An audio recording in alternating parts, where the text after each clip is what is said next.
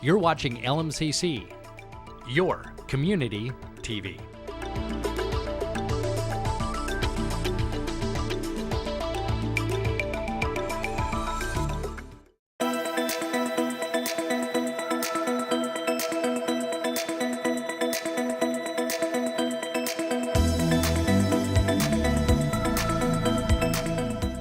Hi, I'm Chris Bode, and welcome to Lakeside News Weekly, your guide to news and events going on in the Lake Minnetonka area.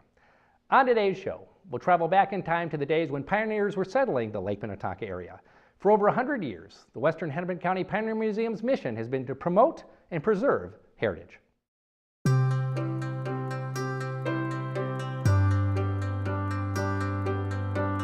The Western Hennepin County Pioneer Association and its museum are one of the oldest local historical societies in the 7-county metro area.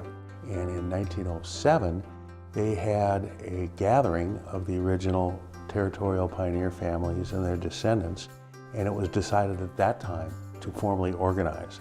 The 1907 charter had as its purpose to protect and preserve documents, photographs, the very heritage of the original pioneer settlers of this part of the Big Woods. In 1965, the association purchased the building we're now in, which is the 1917 Long Lake Elementary School.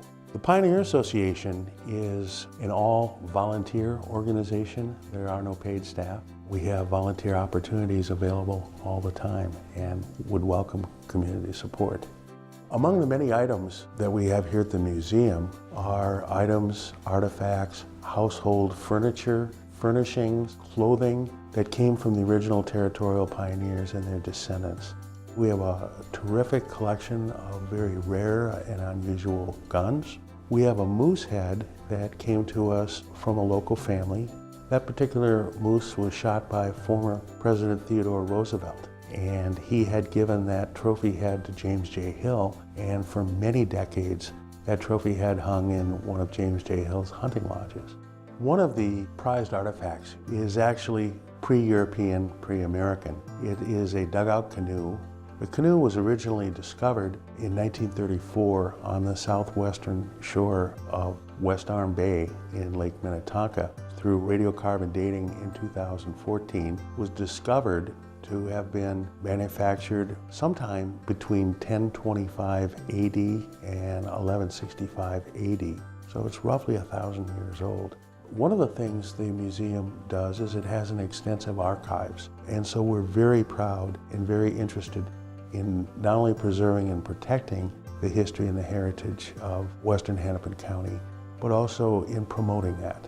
Regular hours are currently limited to Saturdays from 10 a.m. to 2 p.m. However, the museum is available for private tours. One of the principal ways that members of the community can support the ongoing efforts and outreach of the Western Hennepin County Pioneer Association is through joining as members. The annual membership dues, which are really quite modest, and contributions from our members are what really drives the support and keeps this organization vibrant and financially sound.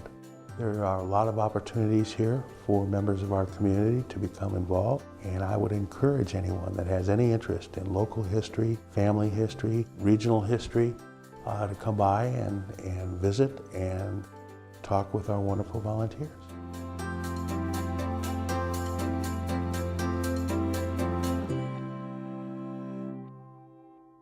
Here's what's coming up on First Responder TV.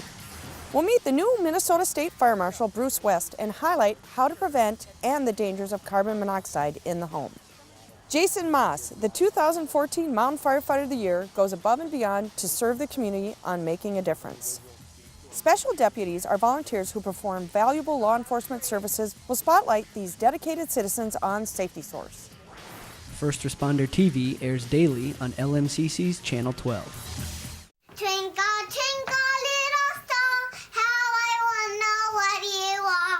Up above the world so high, like a diamond in the sky.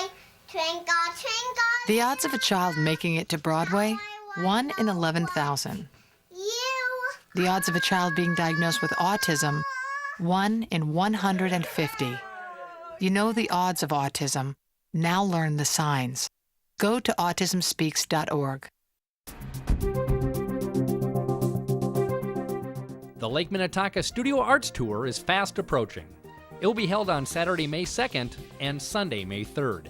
You can visit 11 studios, and 28 artists are going to be featured.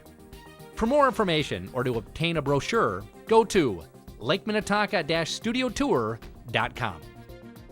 Do you know of an upcoming event going on in the lake area?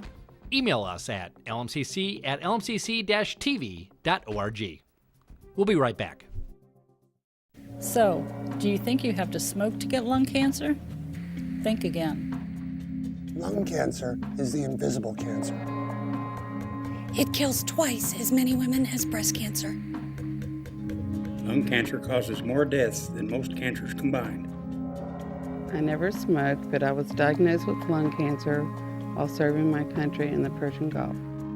60% of new cases are people that never smoked or quit decades ago.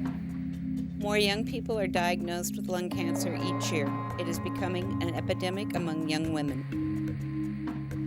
I'm 32 and I have lung cancer. We are not actors. We're real people, and we have lung cancer. We're not invisible anymore. It doesn't matter why a person has lung cancer. No one deserves cancer. Please get the facts. Go to helplungcancer.com and cancergrace.org to learn the truth about lung cancer.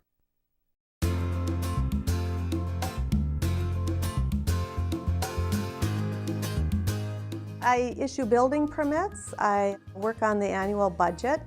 I help the council out if they're reviewing an ordinance or making decisions. I try to get them as much background information for whichever topic they're reviewing. Yes, Dan, this is Brenda from St. Bonnie's City Office. In my 24 years here, I really value the very low turnover we've had with city employees. And then also the city councils, they always get along so well with each other. And I think that's something that staff can be proud of also. You know, that could go into the reserve, and it could reduce the St. Bonnie tax levy. Some of the challenges we face here at St. Bonifacius is we're only 1 square mile, so we really need to keep things very private and respect people's privacy. An additional challenge we face as being a smaller city, we are so close to the metropolitan area. We try to keep our ordinances, our code book in line with all the other cities. We like to keep growing. We have 40 acres yet to be developed, so we're very interested to see how that land's developed. I would like to see a lot more of redevelopment. We have businesses on Main Street and Highway 7 that are vacant lots that we could actually see established. We have opened the new community room, so we would love to attract businesses to utilize that, and also people for wedding receptions, anniversaries. Community room also we would like to see opened up for open houses, school district informational meetings. We're going to be reviewing the zoning map, the codification of Chapter 13. Well, in the early 1900s, St. Bonifacius was larger than Waconia, Mound, and Excelsior. So we have huge history here. And so if someone would like to contact the city office, we can give you contact information for our own historical society.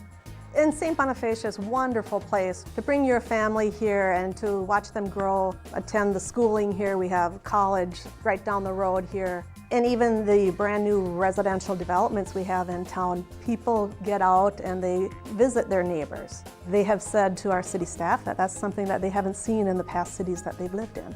I just love my job. You know, the time goes amazingly fast. After 24 years, you think I would say, I don't learn a new thing every day, but I usually learn something new every day.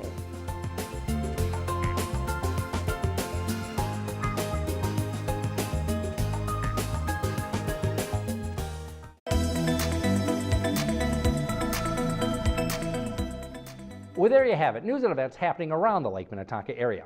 For more information about LMCC or to learn more about our programming, go to our website at www.lmcc-tv.org. Thanks for watching this edition of Lakeside News Weekly.